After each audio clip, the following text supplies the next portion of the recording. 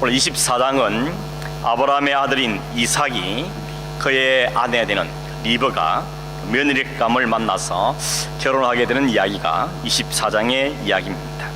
이 이야기가 67절에 걸쳐서 비교적 아주 상세하게 말씀하고 있습니다. 그리고 그 만남도 상당히 드라마틱한 이야기가 기록되어 있습니다. 여러분 가운데도 지금 남편, 지금 아내 만난 이야기 하면 소설하는 써야 된다 하는 분 혹 계실지 모르겠습니다. 드라마틱하게 내 운명을 어떻게 만났는가 이렇게 말할 분이 계실지 모르겠습니다. 오늘 이 이삭의 결혼 이야기를 통하여서 오늘 하나님께 우리에게 주시고자 하는 메시지가 무엇인가 하는 점들을 생각해 보겠습니다. 우선 1절에 보시면 아브라함의 나이가 많아 늙었다 이렇게 말하고 있죠. 이때 나이가 몇 살쯤 됐을까? 여러분 아브라함이 몇 살까지 살았다 그랬습니까? 지난주에 말씀드렸지만 기억 안 나시죠? 남의 나이 내 나이도 잘 깜빡깜빡 하는데 남의 나이가 기억하겠나 그렇게 생각이 들지 모르겠습니다. 사라가 죽을 때 사라는 127세라 그랬죠. 아브라함이 사라보다 10살이 많으니까 137세였습니다. 그리고 그로부터 38년을 더 살아서 175세까지 아브라함은 살았습니다. 여러분 아시는 것처럼 아브라함이 처음 하나님께 부름을 받아서 갈대아우를 떠날 때 나이가 75세였죠. 75세인데 그 이후로 175세까지 약 100년을 더 하나님의 인도를 받으면서 살았다 하는 것을 알 수가 있겠습니다. 사라가 죽을 때 이삭은 몇 살이냐 하면 37살이었습니다. 그리고 그가 3년 후인 마흔에 40살에 결혼을 했습니다. 사라가 죽은 후에 아브라함이 생각해 보니까 이제 내 나이가 점점 많아지고 아내는 죽고 없고 그러니 이 아들을 빨리 장가를 보내야 되겠다라고 생각한 것입니다. 여러분 40살이 되었으니까 너무 늦은 거죠. 빨리 아들을 장가 보내겠다라고 생각했습니다. 그러나 여러분 아브라함이 이 이삭을 결혼시키게 됐다는 이 결혼 이야기는 단순히 나이가 됐으니까 결혼시켜야 된다 하는 의미를 훨씬 뛰어넘는 중요한 메시지가 여기에 담겨져 있습니다. 우리가 아는 아브라함은 어떤 인생입니까? 한마디로 말해서 아브라함은 언약으로 시작한 인생이죠. 하나님께서 그를 언약으로 부르시고 약속 가운데 부르셨고 그의 인생은 철저하게 하나님의 언약과 관련된 삶이다. 그렇게 우리가 말할 수가 있겠습니다. 처음 하나님이 아브라함 부르실 때 하나님 그에게 약속하셨습니다. 창세기 12장 2절 3절을 보시면 이렇게 되어 있죠. 내가 너로 큰 민족을 이루고 너에게 복을 주어 내 이름을 장대하게 하리니 너는 복이 될지라. 너를 축복하는 자에게는 내가 복을 내리고 너를 저주하는 자에게는 내가 저주하리니 땅의 모든 족속이 너로 말미암아 복을 얻을 것이다. 이 첫 번째 하신 약속입니다. 내가 내 이름이 크게 될 것이고 큰 민족을 이룰 것이며 네가 복의 근원이 되게 하겠다 하는 것이 약속이었습니다. 그 복의 핵심은 장차 그리스도를 보내겠다는 의미가 담겨 있는 것이죠. 그러나 아브라함은 하나님의 언약을 잘 믿지 못해서 신뢰를 못해서 자꾸만 자기 나름대로의 방법을 내놓았다 그랬죠. 그래서 창세기 15장에 보면 종을 내놓으면서 하나님 아들이 아직 안 생기니까 이 종을 통하여서 하나님 약속을 이어가면 좋겠습니다 하고 내어놓았을 때 하나님 아브라함에게 다시 한번 그 약속을 확인시켜 주셨습니다. 그게 창세기 15장 4절 5절입니다. 그 사람이 내 상속자가 아니라 내 몸에서 날 자가 내 상속자가 되리라 하시고 하늘을 우러러 무뼈를 셀 수 있나 하신 다음에 내 자손이 이와 같을 것이라고 확인시켜 주셨습니다. 그리고 아브라함이 99세 됐을 때 이제 이삭을 낳기 바로 1년 전에 하나님 다시 한번 아브라함에게 약속을 확인시켜 주시고 그때 이 이름을 바꾸시죠. 창세기 17장 5절 7절에 이제 후로는 내 이름을 아브라함이라 하지 아니하고 아브라함이라 하리니 이는 내가 너를 여러 민족의 아버지가 되게 하려 함이니라.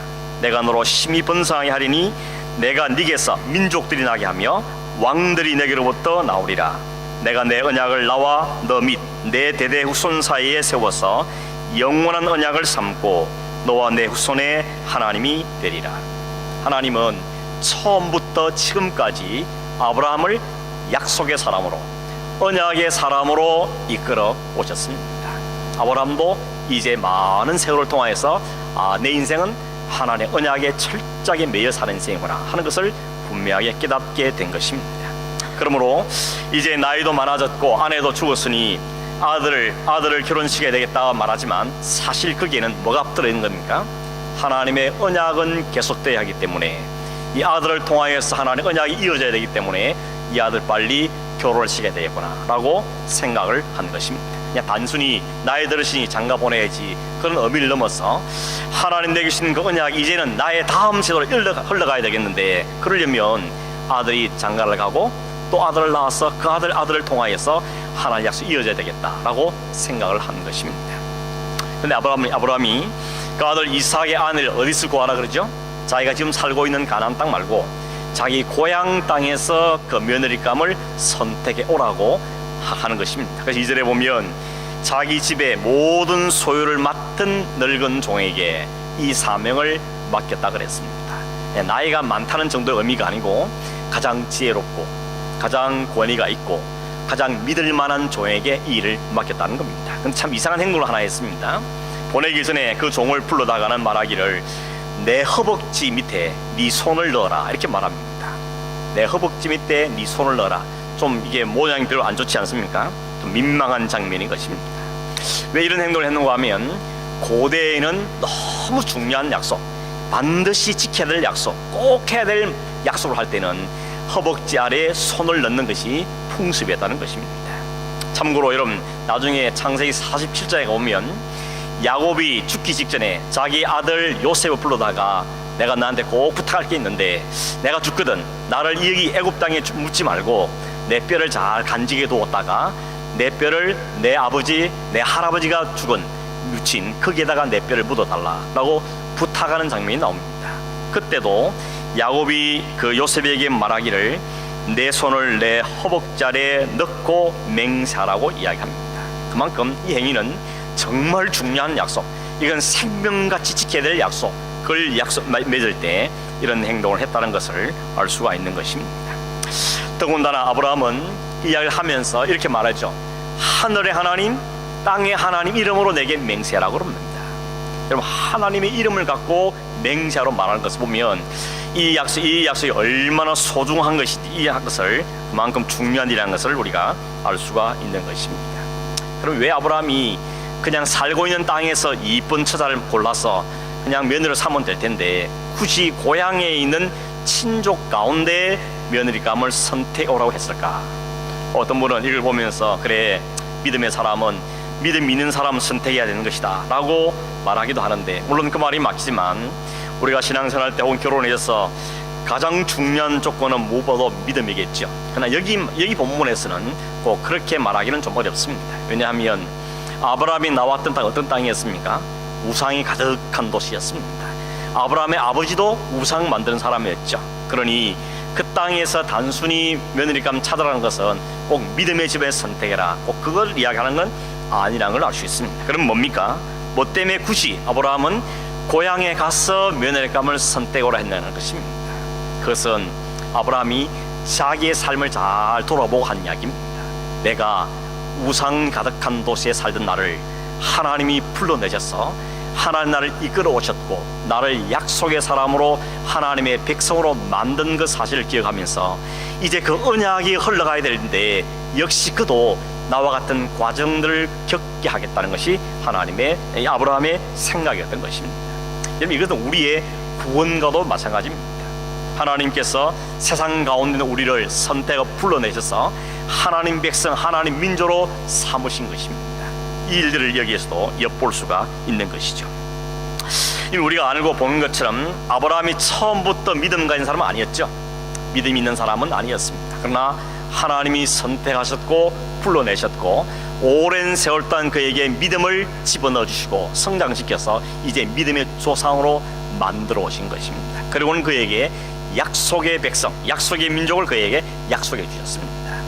아브라함이 생각할 때 이 하나님의 믿음의 약속 언약이 계속 이어져 가야 되겠는데, 그러면 그도 나와 같은 그 은혜를 과정을 통과할 것을 이야기하는 것이죠. 그러면서 믿음이 무엇인지를 배우기를 원했다는 마음을 볼 수가 있는 것입니다.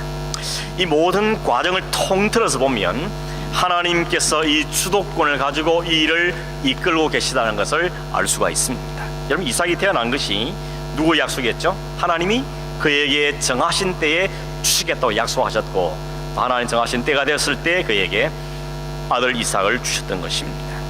그리고 그 이삭에서 이제 야곱이 나오고, 야곱에서 12명의 아들이 나오고, 그들 통해서 큰 민족을 이루게 되는 것이죠. 뿐만 아니라 하나님은 미리 아브라함에 뭘까지 말씀하셨는가 하면, 나중에 너희들이 400년 동안이나 남의 나라에서 종살이 하다가 거기서 나와서 하나님의 약속의 땅에 오게 될 것이다 하는 것까지도 미리 말씀을 하셨습니다.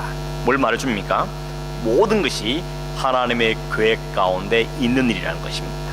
우연히 일어난 것들이 아니고 하나님께서 계획하시고 준비하신 일들이 그대로 일어났다는 사실을 우리에게 알려주고 있는 것입니다. 그래서 이후에 보면 종이 가는 모든 과정도 하나님이 차근차근 계획대로 이끄시는 우리가 보게 되는 것입니다. 여기서 우리가 배우게 되는 게 뭔가 하면, 결국 역사라는 것이 아무 목표나 방향이 없이 우연한 일들이 반복되어서 일어나는 해프닝이 아니라는 것입니다. 역사는 반드시 그 역사를 이끌어가는 손이 있습니다. 그분의 손이 역사를 만들고 역사를 이끌어 간다는 것입니다. 그래서 흔히 히스토리를 우리는 히스토리라 그러죠. 그분의 이야기다. 역사는 그분이 움직이시고 그분이 이끌어 가시고 그분이 만들어 가시는 것이다 라고 성경 우리에게 말해주는 것입니다. 역사의 모든 것은 하나님 손에 달려있다는 것이죠. 마치 영화라든지 혹은 드라마를 보면 그 모든 흐름이 어떻게 합니까? 감독의 의도대로 가는 것입니다. 감독이 넣을 사람 넣고 뺄 사람 빼고 등장시켰다가 뺐다가 하는 것이 감독의 의도죠. 마찬가지로 오늘의 모든 역사는 하나님께서 감독이 돼서 일들을 이끌어가고 진행해가고 있다는 것입니다. 그래서 역사는 우연히 일어난 것들이 아니고 시작이 있고 과정이 있고 끝이 있다는 것입니다. 그래서 계시록 1장 8절에 보면 하나님께서 말씀하시길 이렇게 했죠. 나는 알파와 오메가라. 이제도 있고 전에도 있었고 장차 올 자다 라고 말씀하십니다. 이 알파 오메라는 뜻이 뭡니까? 영어의 알파벳은 첫 단어가 A고 마지막이 Z죠. A, Z인데 헬라어에서는 첫 단어가 알파고 마지막 단어가 오메가입니다. 그래서 나는 알파요 오메가란 말은 내가 처음이고 마지막이다, 내가 역사의 시작하는 이고 내가 마치는 이다 하는 것이 여기에 담겨있는 뜻인 것입니다. 하나님은 역사를 시작하신 분입니다. 그리고 역사를 주관해 가신 분이시고 역사를 끝내실 분입니다. 이 사실은 우리에게 중요한 의미가 있는 것입니다. 여러분, 만약에 이 역사를 하나님 우리에게 맡겼다 그럼 어떻게 됐겠습니까? 역사가 제대로 가겠습니까? 역사가 뒤죽박죽 됐겠죠. 우리 기분 따라, 우리 생각 따라, 우리 실패할 너무 많기 때문에 역사가 지 마음대로 흘러갔을 겁니다.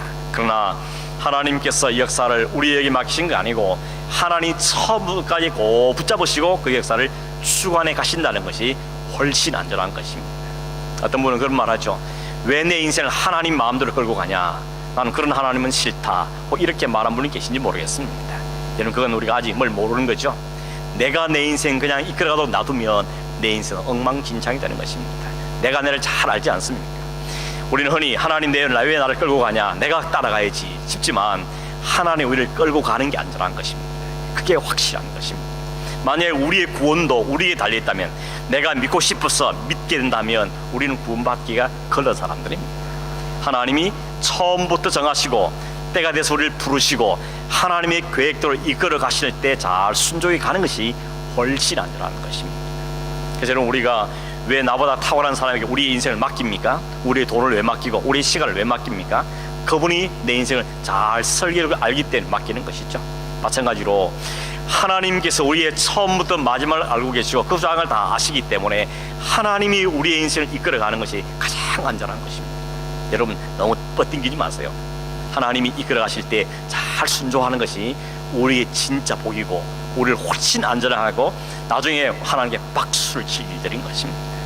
내 재산, 내 자녀, 내 모든 삶도 하나님께서 잘 다스려 주는 게 우리에게 훨씬 복인 것입니다.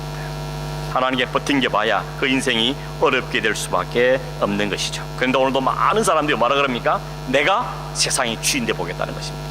내가 돈도 많이 벌고 높은 자리에 오르고 해서 세상을 내 발 앞에 한번 굴려보겠다, 나는 헛된 욕망, 야망을 가지고 사는 사람들이 역사가 얼마나 많았습니까? 나폴레옹도 그러고 알렉산더도 그러고. 그러나 여러분, 그 많은 숱한 세월 가운데 역사적으로 단 한 사람도, 그 어느 누구도 역사를 자기 마음대로 바꾸거나 이끌어간 사람은 한 사람도 없습니다. 그들은 다 왔다가 사라지는 등장인물이었던 것입니다. 처음부터 마지막을 알고 이끌어가시는 분 오직 한 분, 하나님 뿐이신 것입니다. 여러분, 이 하나님을 분명히 믿을 수 있기를 바랍니다. 그게 우리 인생이 훨씬 안전한 길인 것입니다. 아브라함은 이제 그걸 믿는 수준에 도착한 것입니다. 아브라함은 그걸 알았고 그걸 믿는 영적인 실력을 지금 갖추고 있는 것이죠. 그래서 5절에 보면 종이 아브라함의 본을 받아 떠날 때 그렇게 말합니다. 아브라함에게 말하기를, 만약에 가서 한 소녀를 만났는데 그 소녀를 데리고 오려고 하는데 그 소녀가 내가 알지도 못한 사람이 무슨 시집을 가냐 그러고 뻗팅기면 어떻게 할까요? 내가 이삭을 데리고 가서 봐라, 이게 네 남편감이다 라고 보여주는 게 어떻겠습니까? 라고 말할 때 아브라함은 아니라 그러죠. 충분히 이 종의 말은 설득이 있는 말이지 않습니까? 어떻게 얼굴도 한 번 못 보고 그런 사람이 어떻게 무직대고 따라가겠습니까? 이런 길이 800km입니다. 800km는 요즘 같으면 800km면 비행기 타고 갈 수 있지만 이 당시에 이 800km 가려면 어마어마한 길인 것이에요. 한 번도 평생에 가본 적이 없는 길이 바로 그런 길인데, 그 길을 떠나서, 부모를 떠나서 남의 집에 시집 간다는 게 그렇게 쉬운 일이 아닌 것입니다. 그래서 안 간다 그러면 어떻게 합니까? 그러면 내가 이삭을 데려가서 보여주고 데려오면 어떻겠습니까? 라고 말했을 때 아브라함 대답이 6절 7절이죠. 이렇게 말합니다. 내 아들을 그리로 데리고 돌아가지 말라. 하늘의 하나님 여호와께서 나를 내 아버지 집과 내 고향 땅에서 떠나게 하시고 내게 말씀하시며 내게 맹세하게 이르시기를, 이 땅을 네 씨에게 주리라 하셨으니 그가 그 사자를 너보다 앞서 보내실 것이라. 네가 거기서 내 아들을 위하여 아내를 택할지니라. 무슨 이야기입니까? 아브라함은 하나님의 약속을 믿고 있는 겁니다. 내 인생을 봐도 하나님 나를 이끌고 오셨고 이 땅을 나와 내 씨에게 내 자손이 주겠다 약속하셨기 때문에 내 아들 데려가는 게 맞는 게 아니고 그가 오는 게 맞는 거다. 여기가 하나님의 약속한 땅이라고 지금 이야기하고 있는 것입니다. 그리고 이 일은 하나님이 시작한 일이기 때문에 하나님 너보다도 먼저 사자를 보내서 이 일을 다 준비할 거다. 그러니 걱정 말고 가라고 이야기하는 것입니다. 그저 다른 말 할 필요 없이 너는 거기 가서 이 일을 순종하라고 이야기를 하고 있는 것입니다. 여러분, 믿는 것과 믿지 않는 것은 차이가 큽니다. 믿음이 있다, 믿음이 없다, 한 글자밖에 차이 안 나지만 믿음이 있는 사람의 삶과 믿음이 없는 사람의 삶의 태도는 전혀 다릅니다. 믿지 못하면, 믿음이 없으면 모든 게 불안하죠. 모든 게 걱정입니다. 모든 게 염려거리입니다. 이런 생각 저런 생각, 이래 볼까 저래 볼까, 이렇게 될까 저렇게 될까, 그 생각 때문에 잠을 못 자는 것이죠. 밥도 안 먹히는 것이고 늘 염려와 한숨 가운데 사는 인생이 되고 마는 것입니다. 그리고 내가 뭐라도 해야 될 텐데 이런 강박관념에 사로잡혀서 사는 게 믿음이 없는 사람에 나타난 현상들입니다. 믿음이 없으면 어떻게 했습니까? 내게 분명한 믿음이 있으면 일단 마음에 평안이 있는 겁니다. 하나님이 하실 거다, 하나님께 있다는 것을 알기 때문에 마음이 일단 평안합니다. 잠을 잘 잘 수가 있습니다. 그리고 기대가 생기는 거죠. 또 어떻게 하나님이 이룰 것일까 하는 기대감과 마음에 오히려 설레임까지 생기는 것입니다. 잠을 편안히 잘 수가 있게 되는 것이죠. 여러분 어떻습니까? 여러분 믿음이 있습니까? 하나님을 신뢰하고 계십니까? 기도할 때만, 예배할 때만 잠시 믿음 있는 척 했다가 또 삶의 현장으로 돌아가면 또 온갖 걱정을 열심히 싸잡아지고 걱정과 염려하며 살고 계십니까? 여전히 내가 내 짐을 벗어보겠다고 낑낑거리고 계시지 않습니까? 아브라함이 가졌던 그 믿음, 그 믿음이 주는 평강, 그 믿음이 주는 기대와 설렘, 이것이 여러분의 축복이 되길 바랍니다. 그 믿음 어디서 왔다 그랬죠? 아브라함이 만드는 거 아닙니다. 짜낸 거 아닙니다. 하나님이 그 속에 넣어주셨습니다. 이걸 우리는 은혜라고 하는 거죠. 하나님에게 웬일인지 믿음을 넣어주셨습니다. 그래서 믿어지고 신뢰가 생기고 그래서 감사가 생기고 이런 상황에서 찬송이 생길 일이 바로 믿음 있는 사람의 모습이라는 것이죠. 그럼 아브라함은 이걸 안 것입니다. 어떻게 알았습니까? 40년간 하나님이 그를 데리고 다니면서 보여주고 가르쳐주고 깨닫게 하고 또 수정해 주시고 그런 과정들을 통하여서 그에게 이런 믿음이 생겨진 겁니다. 단지 그래서 이 결혼 문제도 마찬가지입니다. 단지 아들 나이 들었으니까 장가 보야지 그런 의미를 넘어서 이 아들은 약속으로 난 아들이기 때문에 언약의 아들이기 때문에 이 언약이 다시 이어지기 위해서는 이 결혼은 하나님께 얼마나 중요한 일인지 하는 것을 아브라함은 믿고 신뢰한 것이죠. 그러므로 하나님이 이런 간섭하신다, 하나님 이를 선하게 이끄실 것이다 하는 믿음이 아브라함 속에 있었던 것이죠. 여러분, 아브라함 믿음이 부럽습니까?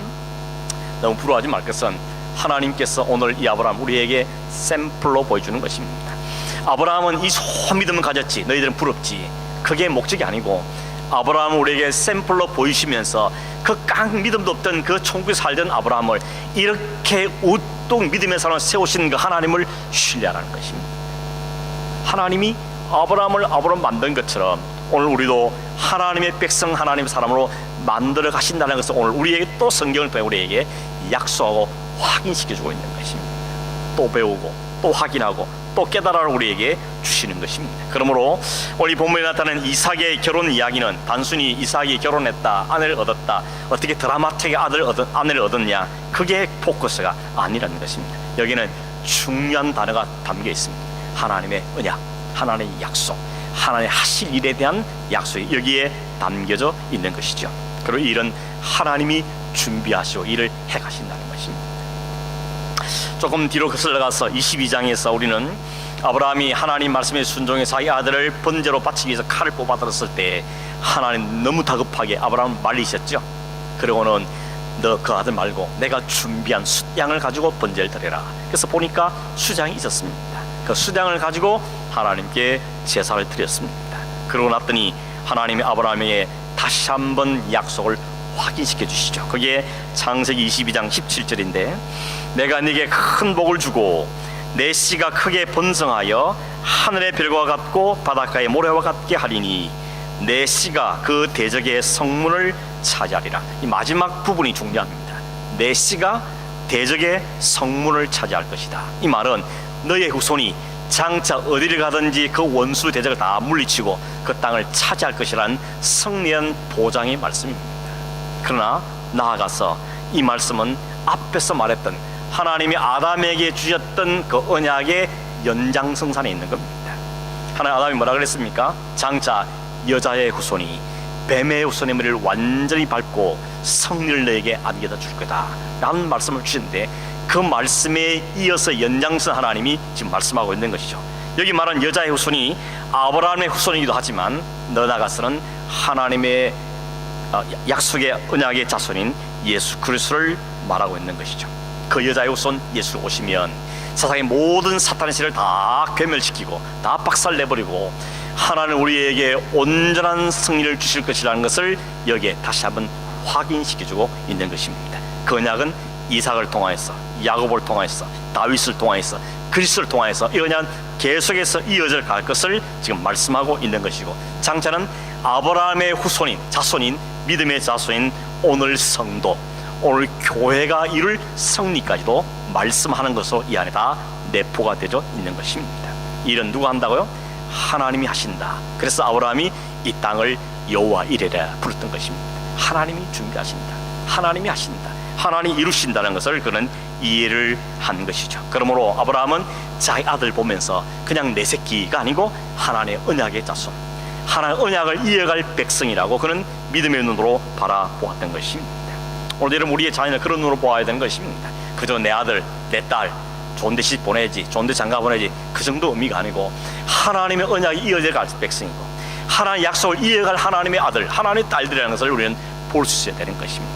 그리고 이 하나님의 언약이 하나님께서 이 일을 이루시기 때문에 내가 마음대로 하는 게 아니고 하나님이 일을 이루신다는 걸 믿기 때문에 신뢰를 가지고 그리고 소망을 가지고 기대를 가지고 우리의 믿음의 자손들을 바라보게 되어지는 것입니다. 그러니 여러분 이삭은 함부로 죽을 수 있는 사람이 아닌 겁니다. 그리고 하나님이 설사 죽이려 했다 할지라도 다시 살릴 것을 믿었던 것입니다. 여러분 하나님의 약속이기 때문에 하나님께서 이 아들을 통하여 이루실 하나의 언약이기 때문에 이 언약은 실패할 수 없기 때문에 하나님이 이 아들의 결혼 문제도 하나님 선하게 인도할 것이다 하나님 믿음이 그 마음속에 있었던 것이죠. 이런 중요한 일에 하나님 그냥 내몰라 할 게 아니라는 것입니다. 하나님 분명히 이를 이끌어 가실 것이라고 믿었던 것이죠. 그래서 종에게 말한 겁니다. 종에게 뭐라 그랬습니까? 너무 생각 많이 하지 말라는 겁니다. 너무 걱정하지도 말라는 것이죠. 머리 굴리지 말고 그저 하나님 말씀에, 그저 내 말에 순종해서 가라는 겁니다. 그러면 하나님 앞서서 모든 걸 다 준비하고 계실 것이라고 확신시켜주고 있는 것입니다. 여러분, 이 24장, 오늘 24장에 있는 이 스토리는 바로 그 이야기를 하고 있는 것이, 우리가 뒤는 다 안 읽었지만 그 뒤에 다 그 이야기입니다. 하나님 어떻게 그를 이끌어 가시는가, 어떻게 하나님 역사를 해주시는가 하는 것을 보여줍니다.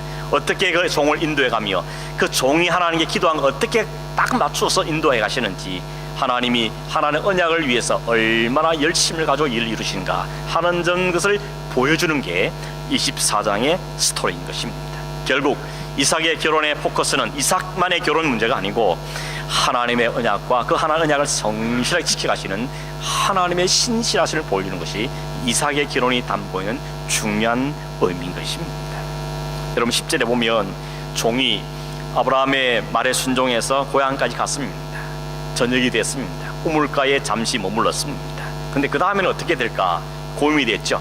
그래서 하나님께 기도한 겁니다. 하나님, 아브라함의 하나님, 우리 주인의 아브라함 하나님이여, 원하건대 오늘 나에게 순조롭게 만나게 해주셔서 하나님께서 내 종 아브라함에게 은혜를 베풀어 주십시오 라고 하나님께 기도하죠. 그리고는 구체적으로 어떻게 해달라 그랬습니까? 지금 저녁 때라서 이제 뜨거운 낯을 피해서 저녁 때 여자들이 물 길러 우물가에 올 텐데 내가 만난 한 여자에게, 소녀에게 내가 물 좀 달라라고 하면 그 소녀가 마십시오, 당신뿐만 아니고 당신의 모든 낙타도 내가 다 물을 먹이겠습니다 라고 대답하면 그가 하나님이 정해주신 그 여자인 줄 알겠습니다, 그걸 쌓인 줄 알겠습니다 라고 하나님께 아주 구체적으로 하나님께 요청했습니다. 어떻게 됐습니까? 성경의 표현, 재미있는 표현이 있죠. 이 종이 말을 마치기도 전에, 이 말을 채 끝내기도 전에 한 소녀가 딱 등장하는 것입니다. 누가 보냈습니까? 하나님 보내신 사람이죠. 그리고 물 좀 달라 그랬더니 마십시오, 내가 당신의 낙타도 마시겠습니다. 옳으니 하나님 인도하심인가 확인하기 위해서 너 네 집 딸이냐 라고 물었더니 아브라함의 동생의 자식인 것입니다. 그가 바로 리브가였던 것입니다. 이런 진행 과정을 보았던 이 아브라함 종이 24절에 보면, 26절에 보면 모든 일이 순조롭게 이루어질 때 하나님께 머리를 숙이며 경배하며 찬송했다 그랬습니다. 나의 주인 아브라함의 하나님 여호와를 찬송하나이다. 나의 주인에게 주의 사랑과 성실을 그치지 아니하셨사오며 여호와께서 길에서 나를 인도하사 내 주인의 동생 집에 이르게 하셨나이다. 하나님이 하시는 게 맞습니다. 하나님이 앞서가셨군요 라는 것을 이 종이 그제서야 고백하고 하나님을 찬송하는 것입니다. 나중에 48절에 보면 종이 그 리브가의 가족들을 만나게 됩니다. 거기 가서 이렇게 된 거라고 차근차근 설명을 다 했더니 그 가족들이 뭐라 그랬습니까? 모든 과정 듣고 나서는 흔쾌히 그 결혼을 허락을 했습니다. 그 이유를 50절에 이렇게 말합니다. 이 일이 여호와께로 말미암았으니 우리는 가부를 말할 수 없노라. 들어보니 이 모든 일은 하나님이 계획하신 된 거니 우리가 예스 노 할 수 없다는 겁니다. 당신 앞에 이 리브가 있으니 데려가서 당신의 주인의 며느리로 삼아라 라고 대답한 것입니다. 여러분, 쉽게 할 수 있는 대답이 아니죠. 한 번도 얼굴도 본 적도 없고 어디 사는지도 잘 모르고 800km 떨어졌다 그러는데 뭘 믿고 딸을 거기에 보내겠습니까? 그런데 그들은 하나님께서 하셨다는 것을 알게 되었고 그 말에 동의하게 되어진 것입니다. 누가 그 마음 넣어준 겁니까? 하나님께 넣어준 거죠. 하나님 앞서가셔서 그 마음속에 그 마음들을 넣어주신 것입니다. 우리 식으로 말하면 성령께서 그 가운데 역사하셨다는 것입니다. 52절에 보면 아브라함이 그렇게 된 모든 아브라함의 종이 그 모든 과정을 보면서 너무 기가 막혀서 다시 한번 땅에 엎드려 하나님께 절하며 경배했습니다. 와, 하나님 이렇게까지 하시는구나, 하나님 이렇게 성실하시구나, 이렇게 하나님이 신실하게 일하시는구나 하는 것을 그 종이 깨닫고는 하나님을 찬송했다 그랬습니다. 여러분, 60절이 흥미로운 구절인데 60절에 보시면 리브가의 가족들이 리브가를 떠나보내면서 축복한 내용이 나옵니다. 이렇게 말합니다. 우리 누이여, 너는 천만인의 어머니가 될지어다. 내 씨로 그 원수의 성문을 얻게 할지어다. 내 씨로 원수의 성문을 얻게 할지어다. 비슷하죠? 하나님이 아브라함에게 이삭에게 했던 약속이죠. 네 씨가 대적의 원수 성문을 차지할 것이다 똑같은 약속을 다시 반복하고 있는 것입니다. 아브라함의 씨, 다시 말해 이삭의 씨가 원수의 성문을 얻게 될 것이라고 말씀하죠. 이 말씀 아까 설명했지만 너희 후손이 모든 대적들을 물리치고 승리할 것이며 장차 그 여자의 후손으로 오신 그리스도께서 원수를 멸하시고 너희들 그 성을 하나님의 성 안에 하나님의 백성으로 맞이하게 될 것이다. 하나님 약속을 다시 이렇게 축복하고 있는 것입니다. 여러분, 하나님 말씀은 이렇게 하나도 허점이 없는 것입니다. 하나님 말씀은 반드시 이루어지는 것입니다. 하나님의 뜻은 반드시 이루어질 수밖에 없고 그 세력을 이길 수 있는 것은 이 땅에 아무 존재도 없는 것입니다. 하나님이 먼저 가십니다. 하나님이 다 이루신다는 것이죠. 그러면 우리가 할 일은 뭐겠습니까? 그 하나님이 하신 것을 경험하는 겁니다. 그걸 보는 것입니다. 그걸 깨닫는 것입니다. 그리고 하나님을 찬송하는 것입니다. 하나님이 진짜 하나님이십니다. 이 고백을 하나님 우리에게 받으시기를 원하시는 것이죠. 그래서 아브라함의 사건 때문에 오늘 우리에게 간접적으로 또 보여주는 것입니다. 봐라, 하나님 역사 이런 거다. 이런 하나님이시다. 너희를 불러내시고 구원하시고 너를 선택한 하나님, 바로 이런 하나님이다 하는 걸 오늘 우리에게 말씀하고 있는 것입니다. 말씀을 맺겠습니다. 여러분, 오늘 이 본문의 사건, 이 이야기는 이삭의 결혼을 위해서 종을 보내고 그리고 며느리를 선택해서 가나안까지 데려오는 이야기죠. 그러나 이 속에는 뭐가 담겨 있다고요? 가는 놀랍게도 하나님의 언약의 이야기, 하나님의 구원의 이야기가 이 속에 담겨 있는 것입니다.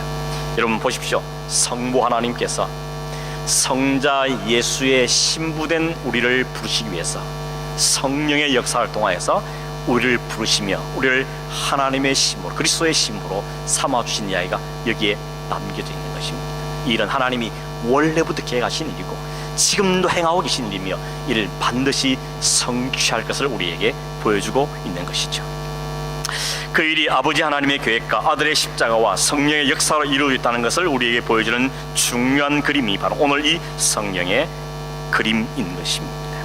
61절 이하에 보면 리브가가 드디어 이삭을 만납니다. 이삭이 종에게 통해 그 모든 관을 듣고 나서는 그 여인을 자기 어머니의 장막에 들인 다음에 거기서 아내로 삼고 그를 사랑했다고 이야기합니다. 그리고 이삭은 어머니 이런 후에 3년 동안 있었던 그 슬픔을 크게 위로받았다고 이야기했죠. 하나님께서 죽은 사라의 장막에 리브가를 거기에 채워놓으시는 겁니다. 사라는 죽었지만 하나님의 그 언약은 계속 흘러가야 되기 때문에 하나님이 리브가를 통하여서 그 하나님의 언약을 다시 이어가게 하시는 장면을 우리에게 보여주는 것이죠. 리브가는 그렇게 약속의 민족에 참여하게 됐고 언약의 백성이 누리는 축복을 누리는 사람이 되어진 것입니다. 우리가 그런 사람들입니다. 하나님 우리를 부르셔서 하나님 언약의 백성 삼아주시고 그 축복을 누리게 하신 일을 우리에게 허락하여 주셨고 그 일이 완성될 때까지 오늘 우리 가운데 역사하고 계시는 것이죠. 이렇게 여러분, 창세기 3장 15절부터 주어진 그 놀라운 언약이 아브라함, 이삭, 야곱, 다윗, 그리스도를 통하여서 분명하게 성취되어 가는 것을 보여주는 게 성경입니다. 그리고 마지막 요한계시록 17장에서 요한계시록 7장에서 마지막 장면을 우리에게 보여주는 게 요한계시록 7장 9절입니다. 읽어드리면 일 후에 내가 보니 각 나라와 족속과 백성과 방언에서 아무도 능히 셀 수 없는 큰 무리가 나와 흰옷을 입고 손에 종려가지를 들고 보좌 앞과 어린 양 앞에 서서 큰 소리로 외쳐 이르되 구원하심이 보좌에 앉으신 우리 하나님과 어린 양의 이도다. 이게 마지막 장면입니다. 하나님 온 열방 흩어진 하나님의 그리스도의 신부들 다 불러 모은 다음에 하나님 나라에서 하늘 결혼식을 부릴 때 그 모든 사람이 흰옷을 입고 손에 종려가지를 들고 우리의 구원이 하나님께 있습니다. 우리의 구원이 주님께 있습니다. 우리의 구원을 위해서 주님이 우리를 다 그걸 이루셨습니다. 이걸 찬송하는 것이 하나님 디엔드, 그게 마지막 역사의 종착지인 것입니다. 우리는 그 역사를 향해 가고 있는 사람들입니다. 우리의 역사는 시작이 있고 과정이 있고 목표가 분명히 있습니다. 해프닝이 아닙니다. 분명한 과정이 있고 목표가 있다는 것입니다. 이것이 오늘 24장이 드러내고 있는 이야기고 성경 전체의 일관된 언약의 성취인 것입니다. 오늘 역사는 이 방향을 해서 가고 있습니다. 반드시 하나님이 이루실 겁니다. 그 복이 오늘 우리에게 약속되어져 있다는 것입니다. 우리로 하여금 그 하나님을 찬송하고 노래할 날이 우리에게 약속되어 있는 것입니다. 하나님께 오늘 이것을 우리에게 계속 성령된 말씀하고 계시는 것입니다. 우리가 삶에 찌들려서 혹은 분주하고 혹은 관심들여서 이걸 자꾸 등하지 않으니까 하나님 계속해서 말씀을 때 우리에게 이것을 가르치시는 것입니다. 너희들은 그냥 왔다 그냥 가는 인생이 아니라는 겁니다.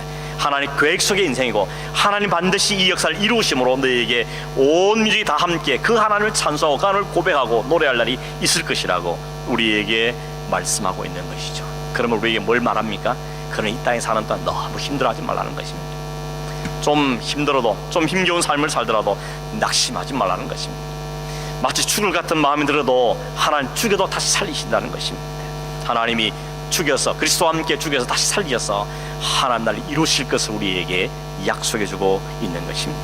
아브라함이 니구아울에서 모든 좋은 걸 제공했던 것처럼 하나님께서 하늘의 모든 보화, 영원한 생명을 우리에게 선물로 주시고 하나님과 언약의 축복에 참여하게 하시는 것이 바로 하나님께서 우리에게 마신 약속이고 은혜인 것입니다. 이 약속을 붙잡고 사는 사람, 이 약속을 믿음으로 신뢰하는 사람들의 삶은 아브라함처럼 평강이 있는 것입니다.